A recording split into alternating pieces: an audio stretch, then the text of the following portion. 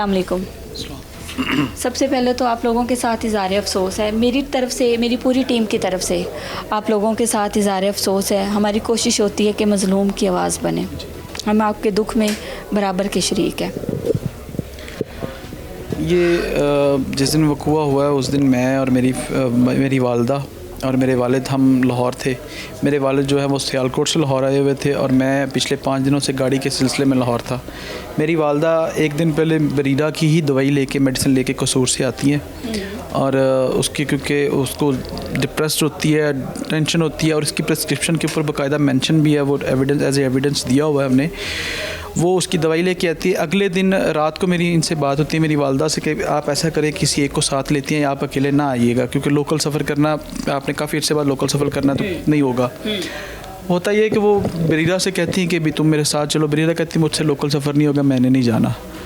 वो इतनी बात करती हैं। उसके बाद वो खाना खाने चली जाती है, ब्रेकफास्ट करती है। ब्रेकफास्ट के बाद वो फ्रेश होना, जी, वो घर में फ़्रेश होने के लिए अपने कपड़े वगैरह प्रेस करती है। प्रेस करने के बाद वो इधर आती है, इस वॉशरूम से शैम्पू वगैरह लेने आती है, दूसरे घर की तरफ जा रही होती है। वो आधे रास्ते से वापस आ जाती है कमरे में आने के बाद किसी को कोई पता नहीं कि वो कहाँ है। मेरी 2 बहनें और भी घर में मौजूद थी और एक मेरी भांजी मौजूद थी। जो मेरी दूसरी 2 बहनें थी वो दूसरे घर में किचन में काम कर रही थी और जो मेरी भांजी थी वो बाहर खेल रही थी। वो अंदर आती है, वो इसको यहाँ से अक्स, ये जो सामने है ये नज़र आता है, कहती है कि शायद अंदर कुछ चीज़ स्टैचू लटक रहा है। तो यहाँ से विंडो के साथ चेहरा लगा के देखती है तो कहती है, बच्ची जो छोटी है वो तकरीबन है 5-7 साल की, 5-6 साल की, लेकिन उसको भी समझ है इतनी। हाँ, आप बाकायदा उसका भी उससे पूछ सकती हैं, आपको वो फर बताएगी कि क्या उस दिन उसने देखा है। वो इधर से भाग के उधर जाती है, जाके बताती है कि कुछ इस तरह का सीन है, मुझे अंदर वो कुछ चीज़ स्टैचू सी नज़र आ रही है, कुछ लटकी हुई नज़र आ रही है।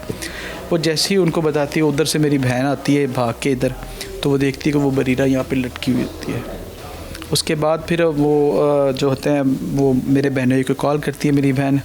तो इतने में वो सामने वाले जो हमारे हमसाए हैं, मेरे मामू का बेटा है इमरान नवीद साहब, टीचर हैं, वो भाग के आते हैं इधर। वो दरवाज़ा खोलने की कोशिश कर रहे होते हैं, उतनी देर में वो ही मेरा बहनों ही आ जाता है। ये दरवाज़ा टूट जाता है। टूटने के बाद वो कोई डंडा वगैरह लेके ला के, जी दरवाज़ा लॉक था अंदर से, और उसके बाद यहाँ से वो विंडो तोड़ते हैं, तोड़ के यहाँ से दाखिल होकर उसको नीचे उतारते हैं। विंडो तब तोड़ी गई? जी, ये तब तोड़ी गई थी। बाकायदा उस जो वीडियो उस दिन की बनी हुई आपके पास मौजूद होगी, वो उस बंदे ने वो सामने मोबाइल रखवा के उस वीडियो में मौजूद है, नज़र आ रहा है मोबाइल सामने पड़ा हुआ है, बिल्कुल वो सामने तकिए के ऊपर फ़ोन पड़ा था। रूम जो है वो लॉक था, ठीक है, और घर में 3 से 4 लोग थे जिनको कोई खबर नहीं। जी, 2 लोग थे, मेरी 2 बड़ी बहनें थी और एक भांजी थी, छोटी बच्ची थी, जी, ठीक है, और बच्ची नहीं दिखा था जी, उसी ने पहले देखा है इसको, ठीक है। और जब दरवाज़ा तोड़ के अंदर आए हैं तो वीडियो कॉल चल रही थी? वीडियो कॉल चल रही थी। जुल्म की इंतहा है, जुल्म की इंतहा है। मेरी दूसरी बहन को देख के उसने, कोई इस कदर भी सफाक हो सकता है? कॉल काटी उसने, मेरी दूसरी बहन को देख के कॉल काटी है। देखें आप, कोई आ गया है? जी, आप कोई आ गया है। और वो देखें आप, ज़्यादा दूर नहीं है, बिल्कुल सामने गेट है उनके घर का, हमारे घर से नज़र उनके घर पड़ती है। इतनी भी दूर नहीं है कि वो यहाँ पे आके उसको बचा नहीं सकता था। वो घर में कोई भी नहीं था, उसको पता था कि घर में कोई नहीं है। वो अगर काम पर भी था तो ये साथ वाले बाज़ार में उसका किसी शॉप में वो काम करता था। वो आ सकता था, बचा सकता था, इन्फॉर्म कर सकता था, सबके नंबर मौजूद थे उसके पास, एक एक बंदे का नंबर मौजूद था उसका घर के फ़र्द का, लेकिन उसने कोशिश तक नहीं की। इनफैक्ट इससे यही ज़ाहिर होता है कि उसने खुद ही सारा कुछ करवाया उससे, और बाकायदा मेरी बहन ने देखा भी है कि वो वीडियो कॉल पे मौजूद है। तो हम लाहौर में थे मौजूद, मैं मेडिसिन लेने के लिए अपनी वालदा को क्लिनिक में मौजूद था, तो हमें पीछे से कॉल आती है कि बरीरा ने सुसाइड कर ली है। मेरी वालदा वहाँ पे गिर जाती है, मैं उनको उठा के लेके आता हूँ, गाड़ी में बैठाता हूँ। मेरे वालिद को मैं फ़ोन करता हूँ, वो भी वहाँ पे मौजूद होते हैं दूसरी तरफ। फिर उनको मैं जाके संभालता हूँ किसी न किसी तरह। मेरी वालदा को मेरे बहनोई जो लाहौर वाले हैं वो लेके इधर आ जाते हैं, मैं अपने वालिद को लेके आता हूँ। हमारे आने से पहले जय बगुआ पर जो है वो SHO साहब मौजूद थे, DSP साहब मौजूद थे, पुलिस की काफ़ी नफरी मौजूद थी, PSF टीम मौजूद थी। हम घर में पहुंचते हैं, पहुंचने के बाद जो मामलात हुए वो PSF टीम अपना काम पूरा करने के बाद वो हमें बॉडी देती है पोस्टमार्टम के लिए। और जो है हम पोस्टमार्टम के लिए, मैं और मेरे चाचू जो हैं वो पोस्टमार्टम के लिए हम बॉडी को चुनिया ले जाते हैं, और मेरे वालिद जो है और साथ में मेरे बहनों जो वो थाने जाते हैं। और थाने जाने से पहले वो क्या देखते हैं कि वहाँ पे वही मुलज़म का वालिद और उसका वकील पहले बयान पहले ही बैठे होते हैं। बैठे होते हैं। इस चीज़ के गवाह SHO गवाह है। शर्म से आ रही है वो शख्स जिसने अपनी औलाद को ये तरबियत दी। माँ जी ने बताया कि मैंने घर बुला के उनकी मिन्नतें की, उनके तरले किए, उनके सामने गिड़गिड़ाती रही कि मैं एक बेबस माँ हूँ, मेरी बेटी का कुछ ख्याल करें, हमारा कसूर क्या है, सब कुछ ले लें लेकिन हमें ब्लैकमेल ना करें। ये वही बाप था जिसने औलाद को उसकी तरबियत इस कदर ख़राब की थी कि किसी की बेटी की मौत को अपनी आंखों के सामने वो वीडियो कॉल पे देखता रहा। दरिंदा सफाक लोग, और यही दरिंदा सफाक लोग फिर पहले से बैठे थे, इकरार जुर्म करने के लिए बैठे थे या अपने आप के बचाव के लिए बैठे थे? वो अपने बचाव के लिए बैठे हुए थे। उन्होंने बयान हल्फी लिखा हुआ था और मेरे वालिद से वहाँ पे वो घूठे करवा लेते हैं। SHO साहब इस बात के खुद गवाह हैं, आप उनसे यहाँ पर जाके तस्दीक भी कर सकते हैं। उनको अगर कोई खौफ था तो वो ऑलरेडी वहाँ पे बैठे हुए थे। फिर उनका क्या बनता है, मेरे मोहल्ले में से कोई, मेरी फैमिली, मेरे मोहल्ले में से कोई भी मेरे उधर चूनिया हॉस्पिटल में कोई नहीं पहुँचता, ये क्यों आते हैं वहाँ पे? ये इसका वालिद, मुलज़म का वालिद और वकील और इसका भाई वहाँ पे क्या लेने आते हैं मेरे पीछे? मुझे समझ नहीं है इस बात का, मुझे सवाल का जवाब नहीं मिला अभी तक कहीं से भी। मैं वहाँ पे अपने चाचू को कहता हूँ कि इनसे कहें कि यहाँ से चले जाएं वरना अच्छा नहीं होगा।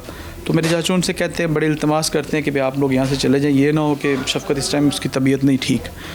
तो ये लोग वहाँ से चले आते हैं। अब ये इस चीज़ का इल्ज़ाम लगा रहे हैं कि इन्होंने कार्रवाई जो है ना वो लेट क्यों स्टार्ट की है। लेट इसलिए स्टार्ट की है क्योंकि वो ये जो लोग हैं, मुलज़म के वालिद जो हैं, वो इनका अच्छा खासा जो सियासी पार्टियों से ताल्लुक़ है, असर व रसूख है।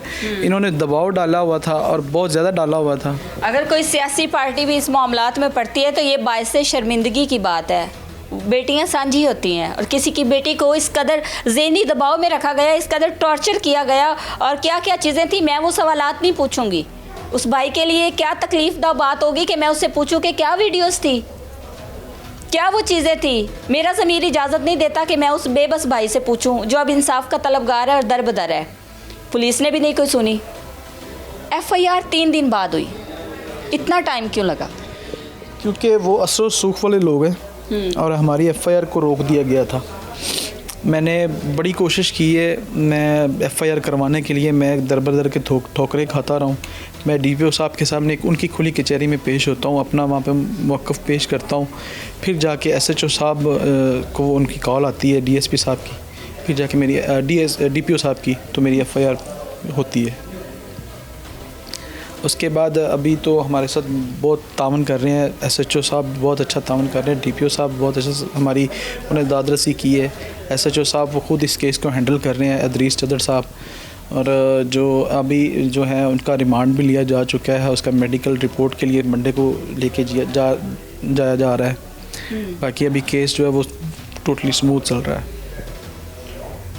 वालदा ने बताया था कि ये परेशानी घर में चल रही है क्योंकि उन्होंने बताया कि घर से पैसे, ज़ेवरात और चीज़ें गायब होना शुरू हो गई थी। वालदा ने बताया था कि इस तरह टॉर्चर हो रहे हैं हम ब्लैकमेल हो रही हैं, हमारे साथ ये मामला चल रहे हैं। नहीं, हमें बिल्कुल नहीं बताया। हमें जिस दिन ये वक़ूआ हुआ उस दिन, देखिए FIR लेट होने की वजह भी वही थी कि हम घर पे जब वापस आते हैं तो हमारे सामने बरीरा का मोबाइल आता है, उसके अंदर हर चीज़ जो हमें मिलती है हमारे पैरों तले से ज़मीन निकल जाती है कि ये क्या मामला चल। उसके बाद पूरी फैमिली जो है ना वो फैसला करती है कि हम इसको इसके कैफ़े किरदार तक पहुँचाएँगे। ठीक है, ये भी बड़ी हिम्मत की बात होती है। आप अपनी बेटी के लिए, अपनी बहन के हक़ के लिए निकलें और इंशाल्लाह अल्लाह ताला आपको इसमें कामयाब करेगा, मुलज़िम कैफ़े किरदार तक पहुँचेगा। मैं नहीं चाहती कि आपकी तकलीफ़ में इजाफ़ा करूं। अगर मेरे लफ्ज़ों से आपकी दिल आज़ारी होती है तो मैं माज़रत करती हूं। मुझे ये बताइएगा कि मोबाइल से क्या चीज़ें मिली थी ऐसी, मोबाइल में कौन सी ऐसी बातें सामने आ गई थी कि बरीरा को अब ज़िंदगी जो है वो बिल्कुल बेमायनी लगने लगी या उसको लगा कि अब मैं जी नहीं सकती? घर में मेरी वालदा तबसरा करना शुरू हो गई थी कि बरीरा आप कांटे कहाँ हैं। हालांकि उससे पहले इसने बताया था कि वो मुझे इस तरह ब्लैकमेल कर रहा है, फिर उसको बताती कि इस तरह उसने लिए मुझसे। ये सारा मामला वो जब अम्मी के सामने रखती है, अम्मी हमसे छुपाना शुरू कर देती है। देखिए घर में जब मेरे वालिद आते हैं ना, ये 1-2 माह से जब ये मामला शुरू होता है तो मेरी वालदा मेरे वालिद से कह रही है कि ये दीवार ऊँची करवा दें, ये सुराख जो है ना ये बंद करवा दें।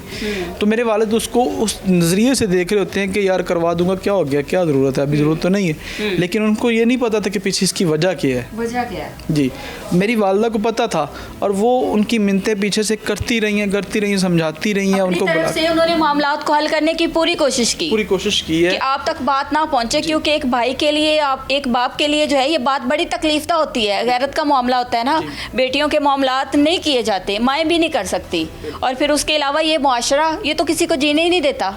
तो फिर इसलिए उन्होंने अपने बिहाफ पे चीज़ों को बेहतर करने की कोशिश की, बेहतर करने की बड़ी कोशिश की है, लेकिन वो उनकी अकड़, उनकी अना और उनका असर व रसूख उनके सामने आ जाता है, और वो कहते हैं कि हमने मेरे बेटे की जो ज़िद है ना वो पूरी करके रहता, मैं नहीं उसको रोक सकता। जिद क्या थी? यही ज़िद थी, ब्लैकमेलिंग। कौन है वो जानवर नमा इंसान, या उसको इंसान कहना इंसानियत की तौहीन है? ये जिद है? ये कैसा बाप है? ये कैसे लोग हैं? ये क्या तरबियत की है इन्होंने?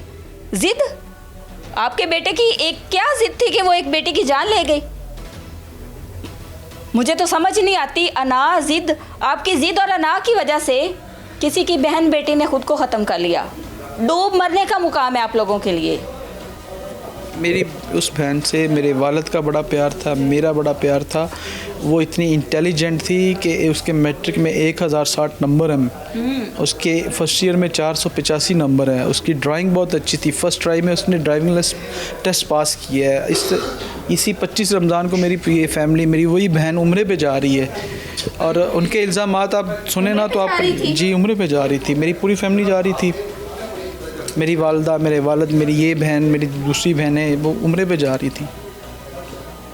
मोबाइल से कुछ डाटा मिला है, माजरत के साथ कुछ वीडियोस मिली हैं, नाजेबा वीडियोस थी जी, उसमें मौजूद हैं, वो सारी तफ्तीश के पास एविडेंस के तौर पे मौजूद है। कुछ गैर अखलाकी चीज़ें थी जिनसे मजबूर होके बरीरा को अब आगे जीना जो है वो लगा कि मैं अब नहीं जी सकती, ऐसे ही है? नहीं, उसको उसने करवाया दिखा के, वो इस तरह नहीं इसके पास आई, वो वीडियोस इस तरह आई हैं कि उसको भेज के कहता था कि ये देखो मैं अभी सोशल मीडिया पे अपलोड करने लगा, लटक के दिखाओ। आपने वो मैसेजेस पढ़े होंगे जिसमें कह रही कि मैं तुम्हारे सामने ही लटकूँ, वीडियो कैमरा कॉल अटेंड करो। वो कॉल अटेंड करके वो सामने देख रहा होता है, और उसके सामने आप देखिए 10 मिनट का वक्फा तो ज़रूर होगा, ये बांधने में कोई टाइम लगता होगा, वो कोई एक्सपर्ट तो थोड़ी थी, उसको टाइम लगा होगा। ये 7 घर है, ज़्यादा दूर भी हो तो 10 से 15 मिनट का टाइम बहुत होता है। वो बचा सकता था, लेकिन उसने बचाने की कोशिश क्यों करनी थी? लेकिन उसके अंदर का इंसान, उसका ज़मीर मर चुका था, और उसने किसी की बेटी को, किसी की बहन को मरते हुए उसको एंजॉय किया। टोटल कितने पैसे और क्या क्या चीज़ें घर से गायब हुई थी, और ये वीडियोस इसने कब बनाई थी? मैं इसका अंदाज़ा इस चीज़ से नहीं लगा सकता कि कितने पैसे वो लेके गया। मैं इस चीज़ का अंदाज़ा इस तरह लगा सकता हूँ कि मेरे घर से गायब कितने हुए हैं। मेरे घर से मेरी वालदा के कांटे गायब थे, एक कांटा उनका गायब है, मेरी वालदा का, इसके कांटे अपने गायब थे। उसके बाद घर से थोड़े थोड़े करके तकरीबन 25 से 27 लाख रुपया गायब हुआ है। मेरी वालदा के पास मौजूद कैश घर में पड़ी होती थी।